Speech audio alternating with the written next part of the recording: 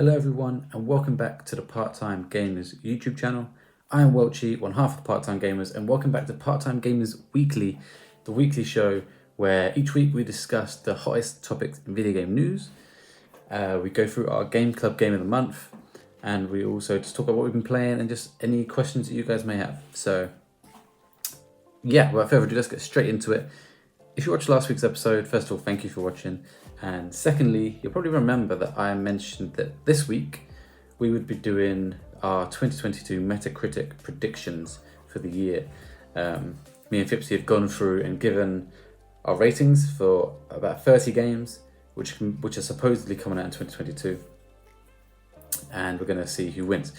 But that has been postponed. So next week, I said, as in 2 weeks' time from last week, that there was nothing kind of scheduled for that week, and hopefully there'll be something that happens in the gaming world that we could talk about. Well, lo and behold, one of the biggest things to ever happen in the video games industry happened this week. So what I've done, emergency episode, I'm going to talk about it all today.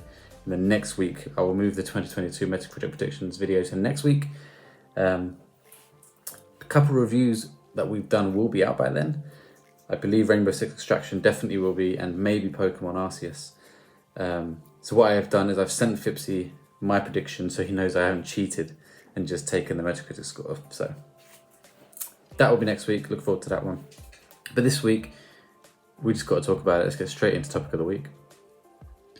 Topic of the week. So, where to begin?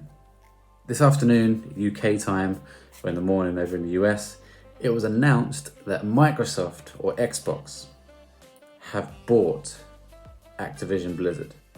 Now, this is humongous news. If you remember back in September 2020, I think, Xbox and Microsoft bought out Bethesda, or ZeniMax, for about $7 billion. $7 billion. And that eventually went through, the sale that went through, and now Xbox owned Bethesda. This is 10 times bigger. And I mean that in the sense that they're paying, or offering to pay, almost 70 billion. I think it's $68.7 billion. That's almost 10 times the size of what they've paid for Bethesda. Now, there'll be many reasons for that, because Bethesda are massive themselves, but Call of Duty alone, for owned by Activision, bring in so much money. And it's worth so much money. That IP alone is worth so much money. It'll be a large chunk of it. But they also own World of Warcraft, Overwatch, massive, massive IP, which Xbox now, if the sale goes through, will own and can technically make exclusive. So we're going to talk about that. First of all, the $70 billion value is humongous amount of money. I can't imagine what that compares to the likes of Disney buying Marvel and stuff. I don't know those numbers off the top of my head. But this is ground-shaking kind of news. It's just completely disrupted the whole gaming industry. From everything on Twitter is just about this. Obviously, the casual gamers who don't really look at the gaming news aren't going to know this straight away. But a lot of the casual gamers are Call of Duty players, so they're going to be impacted pretty big, very big. I've got a few friends that only play Call of Duty, and on PlayStation. That's now a threat. That could now be gone, and we'll talk about what I think about that. But it's important to know, like I keep saying, apologies, the deal is not done. It's just a kind of, I don't know what the word is, but they're saying the offer's there. They're putting the offer in. It has to go through a process. It has to be seen by the DOJ. This happened last time. Siri comes on randomly. I don't know if I'm doing like a certain word that brings us... Anyway, apologies. Basically, this could be seen as Microsoft being a bit of a monopoly. They've bought Bethesda, they've now bought Activision. Are they just kind of buying everyone in the gaming industry so they own everything and can just monopolize the gaming industry? Obviously, that's a worry. But I don't think this is going to be too much of an issue, and I think it's going to get put through. The main reason for that being is that Microsoft, even after this acquisition, still wouldn't be the biggest player in the gaming industry. Now, to my understanding, what's that Chinese company called? Tencent. Tencent are the biggest company technically in the gaming space. They own a lot of mobile game companies, and they have shares and they own parts of many other gaming companies. So they are the biggest in terms of revenue, and I think Sony is second, which is actually quite surprising considering how big Microsoft is. But in the gaming space, Sony are the second biggest, and I think this acquisition makes Microsoft third. I don't know if Nintendo are currently third, or maybe Activision might be third, I don't know. But from what I've been reading online, Microsoft with this acquisition would be the third biggest player, which I believe would be enough to see them not monopolising it. I think they would have to stop here though. If they were then to go and buy EA or go and buy Ubisoft, I think they'd be like, no, okay, you're crossing the line here. So I think this will go through mainly on the basis that there still won't be the biggest player in the market, which is crazy because it just feels like they are right now. And it's also important to note that until this deal does go through, Activision Blizzard will continue as they are. Apologies. They'll continue to run as an independent company until the deal is complete, which I believe is going to end in Microsoft's fiscal 2023, which is between July the 1st, 2022 and June 30th, 2023. So it could happen anywhere between there, but I imagine it'd be the latter end of this year, early half of next year. So nothing is going to change for Xbox or for Activision until probably 2023. But what is going to happen if this deal goes through, and I think it will, as I said, is those Activision games, all Activision games could just come to Game Pass. Now, it's worth going through the games that they will have. I've got the list here. So, obviously Call of Duty, the big one. Or every Call of Duty game could come to Game Pass, which is actually quite cool, actually. I'd like to go back and play some of the older ones. I don't like the new stuff, but I'd like to go back and play some of the older ones. Crash Bandicoot, and this is a massive one. Not in terms of, it's not like the biggest franchise in the world anymore, but Crash Bandicoot is famously known and was a PlayStation exclusive originally. PlayStation 1, PlayStation 2. It was just PlayStation, it was nowhere else. Obviously in recent years, I think Activision bought the IP, or PlayStation sold the IP, whatever. And the remasters have been on both consoles, they've even been on the Switch. What's crazy now is that Xbox own Crash Bandicoot, if this deal goes through. Take everything I say from now on as if the deal does go through. Xbox would own Crash Bandicoot, which is crazy considering that Crash Bandicoot is a PlayStation, or was a PlayStation mascot. Crazy news, and I hope that Xbox will do some good stuff with Crash Bandicoot. Apologies if you can hear my guinea pigs. Diablo is a pretty, I would say, a very big franchise. I personally haven't played them, but I've been looking forward to the upcoming Diablo 4 to kind of dive in. That is, I don't know when that's due to release, but if that's due 2023, that could come day one to Game Pass, which is cool. I imagine there's probably already a contract in place. If that game is imminent, there's probably already a contract in place that game will come to PlayStation. So that may not be an exclusive, but if it's further out, maybe it will be exclusive. But I believe, because we've had announcements and trailers and stuff, that game probably has already got a contract to be published on PlayStation. So I think Diablo 4 will come to PlayStation, but after that, Diablo's done for PlayStation. They own DJ Hero, Geometry Wars. I'm a big fan of the old Geometry Wars games, like to see them come back. Guitar Hero, haven't seen that in years obviously, but Guitar Hero was a massive game back in the day. Hearthstone, again, another massive IP that I've never played, but I know is very, very popular. Overwatch, we all know Overwatch, massive game. Overwatch 2 is coming, again, probably has a contract to come to PlayStation, but you never know. It might not. Watch that space. Prototype, now this is an interesting one. I liked Prototype a lot. I wouldn't say I'm a massive fan of them, but I very much enjoyed Prototype and Prototype 2 back in the Xbox 360 days. I would love to see them remake, remaster, or just make a third one. So that's an interesting one. Probably not why they bought the company, but it's there. Spyro, another PlayStation mascot, is now owned by Xbox. StarCraft, again, massive game, but I have no affiliation to it. Tony Hawk's Pro Skater, obviously the recent remakes, will the next remakes just be, or if they do more remakes, but if they make more remakes, will they just be Xbox exclusive now? Probably. Any future games will be exclusive to Xbox. World of Warcraft, massive game, PC based. I doubt they'll bring it to Xbox console, but that can come to Game Pass now in some way. So I don't know much about World of Warcraft. I'm not going to pretend to talk about it here. That's not all of them. There are others that I didn't recognize and some that just weren't as big, but they're the big ones that I could tell. And obviously Call of Duty is worth talking about the most. What does it mean for PlayStation?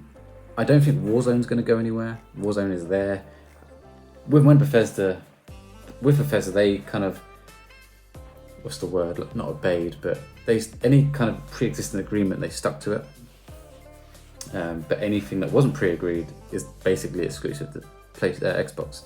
Being Starfield coming out later this year will be Xbox exclusive, but Deathloop had a pre-agreement to come out to PlayStation a year early than Xbox. They still stuck to that. Deathloop is going to be out a whole year until it comes to Xbox, even though it's Bethesda. So any pre-existing agreements they're going to stick to. Now, Call of Duty Warzone is there on PlayStation. I don't see them removing that. Unless they move away from Warzone, which they can do now if they want to, and make a different Battle Royale name. I don't think they will because it's well known. They've got it there and they've got the player base. I mean, they're losing it, but they can bring them back. I think they'll keep that, so that will stay on PlayStation. But I don't think future mainline Call of Duty titles will be on PlayStation. This year's one will be, I believe, because the deal won't go through in time. But next year's one, maybe, it depends what the contracts are like, but next year's one's a doubt, and then 2024 is a no-go. I just, as long as it still goes through, 2024 Call of Duty will no longer be on PlayStation other than Warzone. I know that they're kind of integrating them all now. I don't know how they're going to work around that. Will they just have it sort of PlayStation players are kind of stuck with what they've got, and then all the Xbox players are getting the new stuff? I don't know. I don't know how they're going to work around that. That's obviously going to be a big topic for them to fix, but it's massive. And Call of Duty was the biggest seller in 2021, despite it being arguably a bad year for Call of Duty, as in like it didn't perform as well as they hoped. It still performed better than any other game out there. And I believe Call of Duty took the top 2 spots, if I'm right. I think the Black Ops Cold War still took number 2. I believe that Call of Duty is not the same as it used to be, and there are a lot of people that think it's kind of past its sell-by date, but numbers don't lie, and it is still the biggest game in the world. I can't think of anything bigger. Fortnite tried.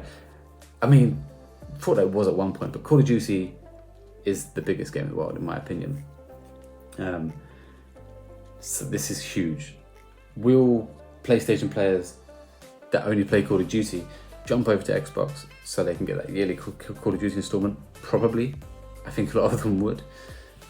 Especially if there's a PlayStation 4 player who hasn't yet managed to get a PS5. Why would they now?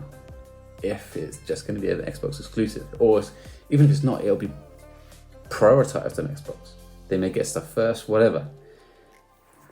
I mean, PS4 people that haven't got a PS5 yet, who only want to play Call of Duty, you're going to have to get an Xbox Series X or Series S. I mean, I don't see a reason to get a PS5 if that's all you wanted to play. It's crazy. I also think this is a good opportunity for Call of Duty to slow down. Xbox won't feel the need, I don't think, to release Call of Duty every single year. I hope that they will go into like a bi-yearly, every other year. That will help Call of Duty immensely, I think. I think it's getting a bit stale for a lot of people, and I think letting it be a 2-year cycle would be much better. And it will also allow other companies to work on other games, not just Call of Duty. Activision at one point had basically all of their little developers working in some way for Call of Duty. Let them do whatever they want to do. Let Treyarch just focus on Call of Duty for, well, at this point, 4 years if they want to.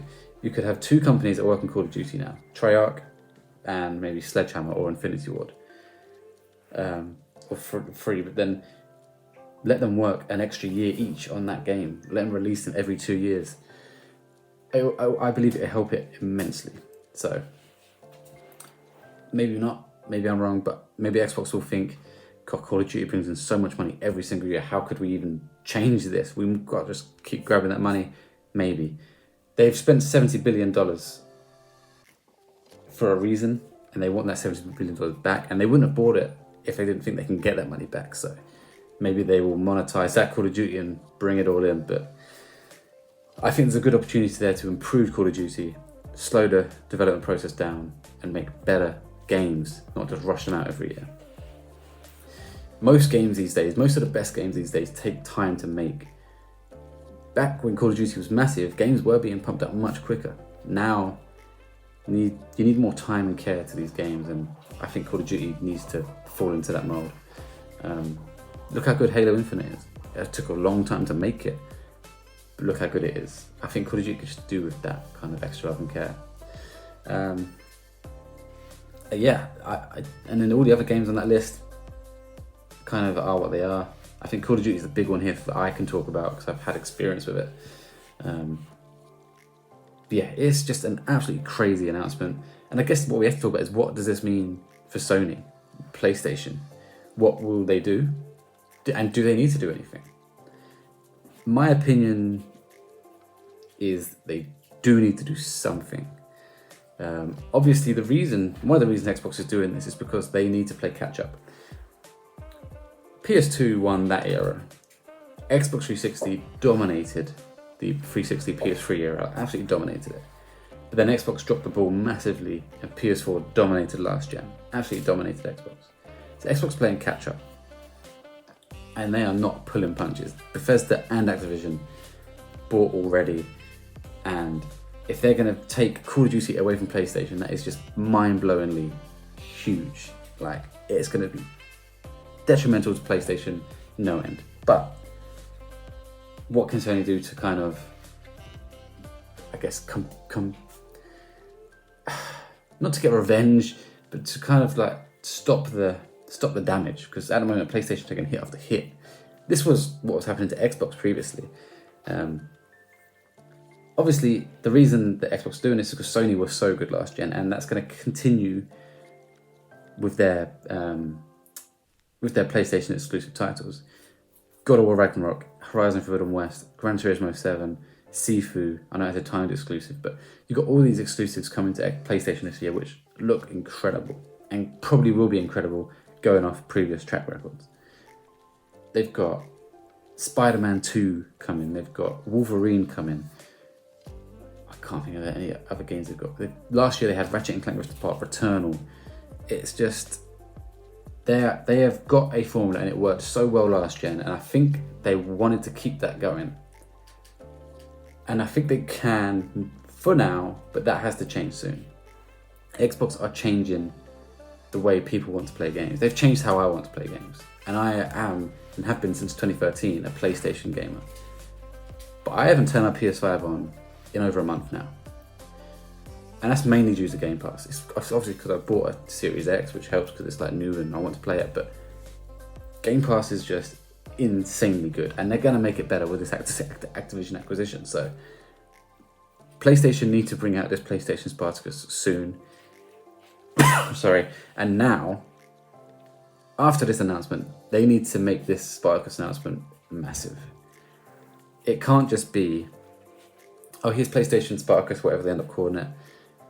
Basically what it is PlayStation Plus, PlayStation Now combined. Go and have fun. That will fall so badly. That will piss off a lot of people. Mainly because we've been asking for that for years, and it's way too late for that. We need more than that now. We expect, I won't say we expect games day and date on that service, but we expect that service to be brilliant. Just looking at Game Pass this month, right? Of the month of January, they have added the Mass Effect Legendary Edition. Okay, that's from EA Play, but that's their partnership that they've agreed. They're adding Hitman 3 this week, or the Hitman Trilogy even. They're adding Rainbow Six Extraction, day one release on Thursday. They've added Nobody Saves the World. They're adding Death's Door. They've added... Oh, God, I can't remember all of them off the top of my head. Forgotten City was last month. You catch my drift, though. A hell of a ton of games have come this month for Game Pass. And there's more coming. Starfield's coming, whatever. PlayStation need that library of games. Just go for other games that Xbox Game Pass have. Just ones that I've played. Halo Infinite, obviously. The Forgotten City. Mortal Kombat 11. Aliens Fireteam Elite. Mortal Shell. The whole Walking Dead franchise. Psychonauts 2. Obviously, a lot of these are Microsoft exclusive titles, but that's the point. The Gears of War, the whole Gears of War series. Hades. And every year they put NBA 2K on it eventually. They've got an insane library of games. And I've not even named half the amount of great games on there. You've got all the Bethesda games, Fallout, Skyrims. You've got all the EA games at the moment. They haven't bought them, but they have that partnership.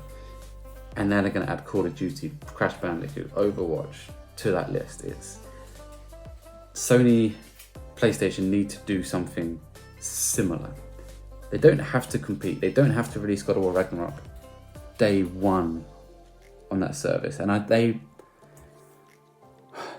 think they will. The only way they will is if this service costs a lot of money, because they know they can get millions and millions and millions of sales for God of War Ragnarok at £70 a piece, $70, whatever. Why would they then just give it for free on a service, unless that service costs a ton of money? I just think this Spartacus announcement needs to come with something big. It can be something like this. They could say, we've got a partnership with Ubisoft Plus or Ubisoft, and Ubisoft Plus will be integrated with this PlayStation Spartacus. So not only are you getting this massive library of PlayStation games, all PlayStation games, for example, once they're a year old, will come to the service for free. Fine. But also, all Ubisoft games, future and now current, will be on our new service the day they release. So the next Assassin's Creed, you've got it if you've got PlayStation Plus, whatever you call it. The next Watch Dogs, the next Far Cry. That would be huge. Not massive, man. Like, actually, it would. I think it would. For me, it wouldn't. That's why I'm saying it wouldn't be huge. But for a lot of people love Assassin's Creed and Far Cry games. So that would be massive. Or they could do something with EA, like Xbox have. But, I mean, you're basically just having the same service to that point. Or you could have a partnership with someone else. Square Enix. All their games, day one. Rockstar or Take-Two. Take-Two who own Rockstar. You could say GTA, Bully, whatever, Red Dead Redemption, NBA, all those games, day one. Something like that. I think they need a partnership. I don't think they need to... It'd be great if they went and bought someone out for the PlayStation fans.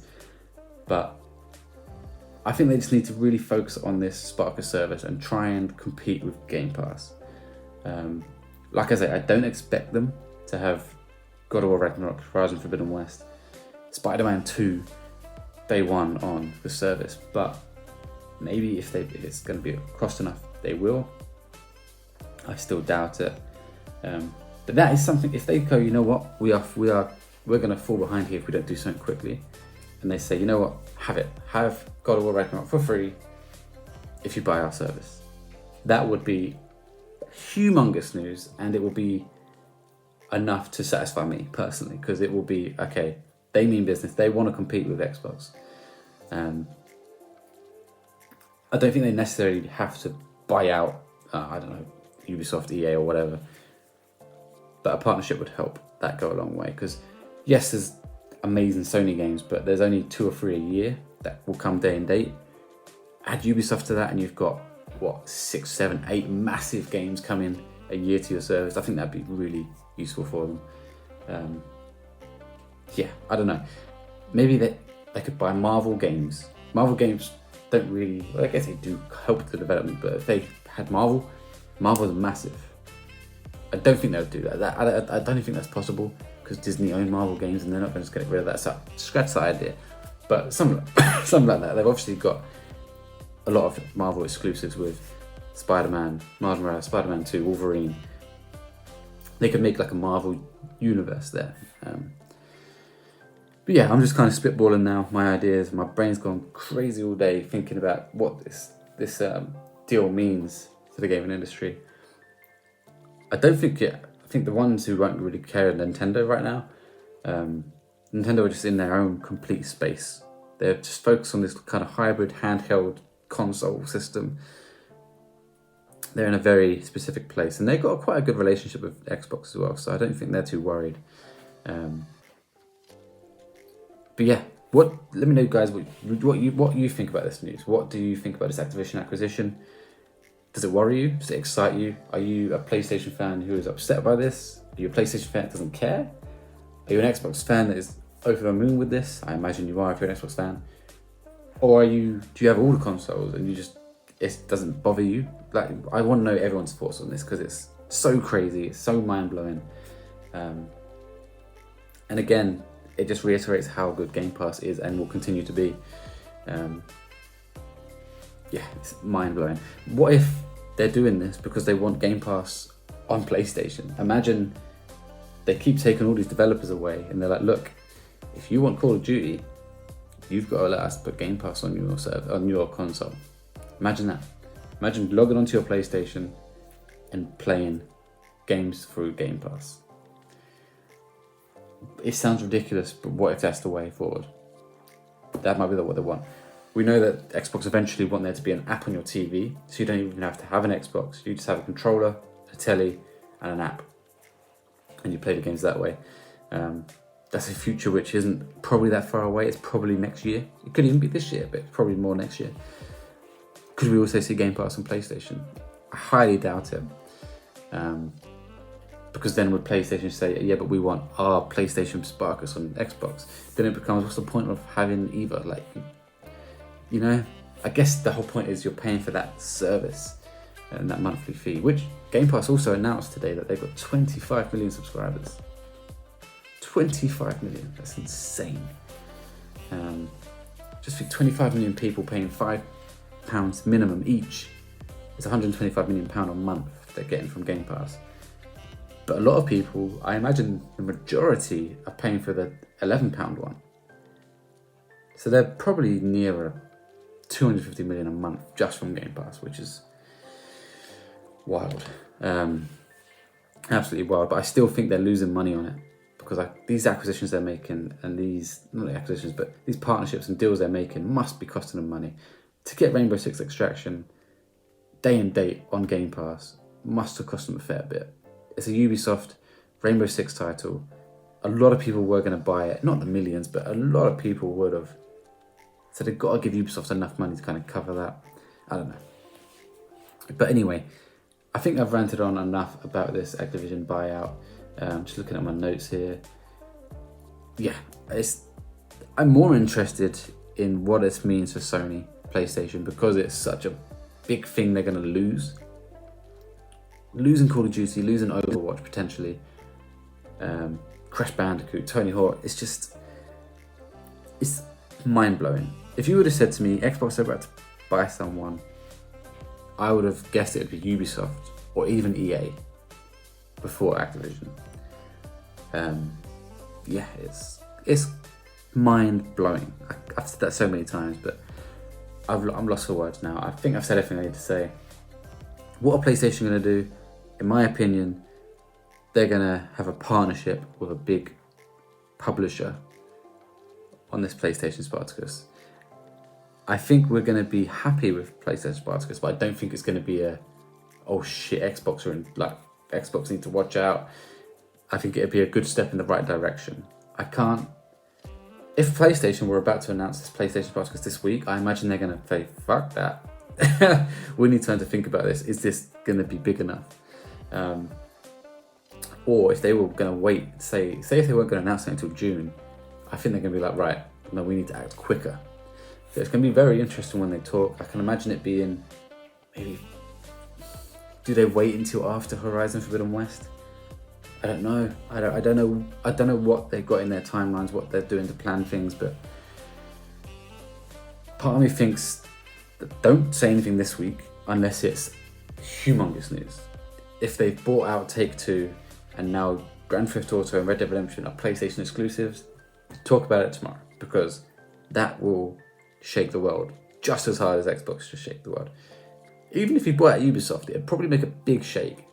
Not quite Activision shake, but a big shake. So, but I don't think it is. I think it'd be more about the Spartacus stuff, and I think wait a few weeks, come up with a plan. If you had a plan which was great, you're now gonna have to make it better, I think. So anyway, that's enough about that. Let's talk about what we've been playing. Well, first of all, let's talk about our game club game of the month, the Part-Time Gamers Game Club. If you've been watching obviously previous episodes and playing along, we've been playing Prey this month. Prey is the Bethesda game from Arcane Studios from 2017. I've put in about 7 hours now. So my game save says I've put in 7 hours, but my Xbox time says I've put in about 8. And what I've worked out is that when you die and it takes you back to a save, that time you spent is kind of gone. It doesn't count that time in your save. So if you go 10 minutes without saving the game and die, you'd obviously lose that progress, but you also, that time isn't on the save. So I think that's why my times are different on my game save and the console. So in terms of game save, I'm 7 hours in, but I've played for about 8. I am having a lot of fun. I have to admit, at first, I was worried. Not the first hour. The first hour was really interesting and really cool, and I was really digging it. Then the next, say, 2 hours, I was like, oh, this is hard. And it's not just hard, it's almost... It was very hard, but also painful. As in, it felt slow and kind of boring for a bit. But something triggered in my brain around the 3 hour mark where I kind of realised what this game wanted me to do and how it wanted me to play. This game, it rewards kind of exploration. What I was doing, I was just gunning for the main mission. Wherever the marker was, I was going for it. And while you can do that, exploring the Talos one, I guess I should warn, guys, small spoilers here. I won't go into massive spoilers here, but small spoilers. If you haven't jumped into the game yet and are willing to, or not willing to, but are planning to, you may want to skip the next 5 minutes, say. But yeah, it's only going to be small spoilers, nothing massive. But yeah, exploring Talos 1, it'll reward you with ammo, new weapons, side missions. What I've enjoyed at the side missions, actually, I find them really interesting. I'm finding the story really interesting, much more than I thought. Having played Arcane's other game, Dishonored, I didn't care for the story that much from what I can remember. I don't remember any of the story, so it didn't really have an effect on me. But this one I'm enjoying quite a lot. I'm finding it interesting. I want to find out more. And yeah, just exploring the spaceship helps a lot. It gives you more ammo and more kind of, I guess, ways to get around missions. You don't always have to go in it head on. You can do it in different ways. You can approach every mission a different way, and sometimes exploring helps that. For example, you get to a locked door, you could just jump in through a side window, say, if it's available. But if you go exploring somewhere else, you might find the key card for that door, and it might be easier going through the front door than it is going through the side way. That kind of thing. There's a lot of ways that works.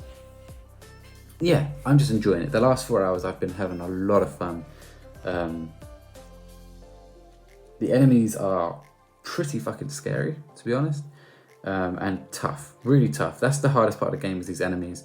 There's one enemy that kind of, you think there's one, then he splits into two, and they just they shit me up because of how hard they are, not just because they're scary.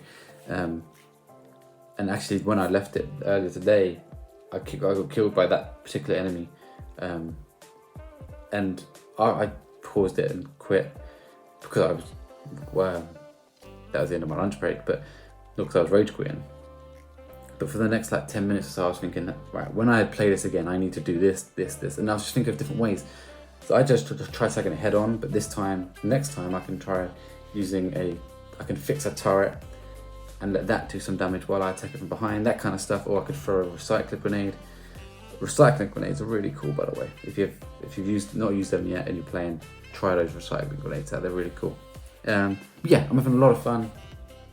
A lot more than I was expecting to have. Will I be able to beat it in time for the review? I think I might. The only thing that's going to stop that is, Nobody Saves the World come out today. On Thursday, we've got Death's Door, Hitman Trilogy, and Rainbow Six Extraction all coming to Game Pass, which is just insane. And I want to play all of them. I'll probably leave Hitman and Death's Door for a little while, but I want to go straight into Rainbow Six Extraction. So, yeah, I'm planning on beating Prey for the review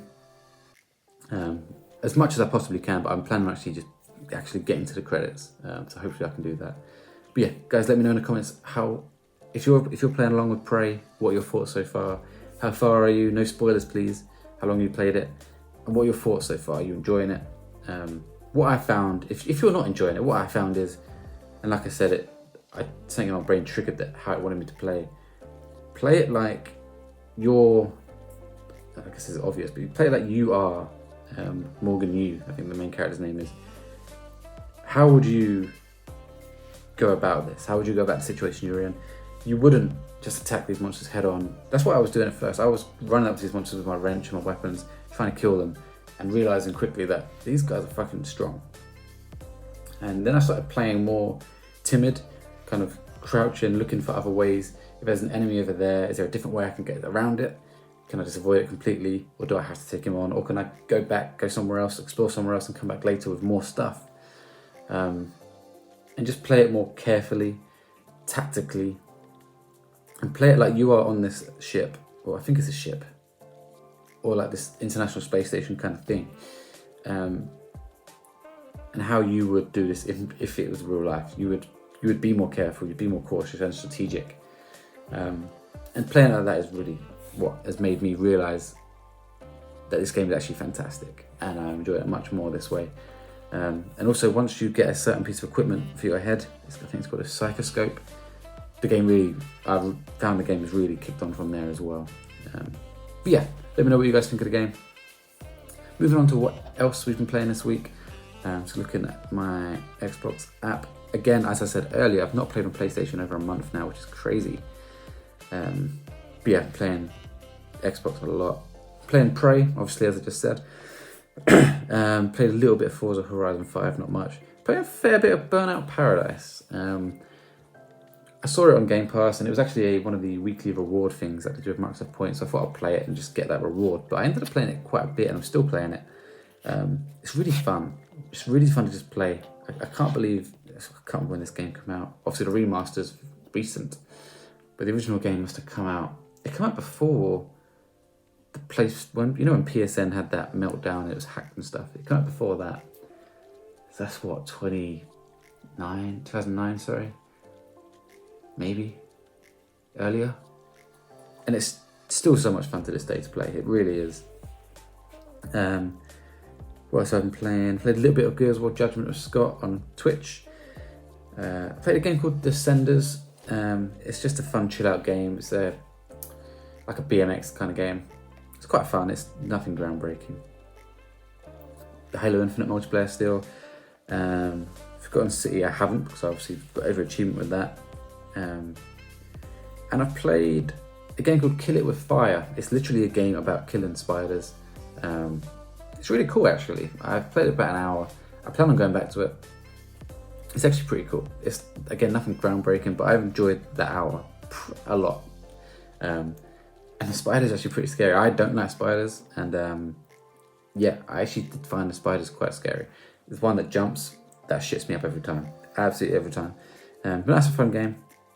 And yeah, the only other game I've been playing, which I played for about an hour today, is Nobody Saves the World. It comes to Game Pass today, as of recording the 18th. You'll probably be watching this on the 19th or later. 18th of January.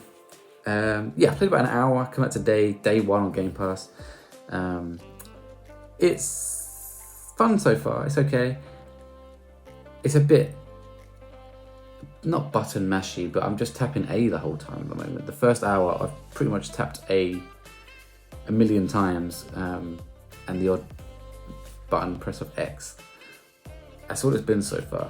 The story is, they're trying to be funny with their dialogue, and some parts are quite funny so far, but nothing hilarious.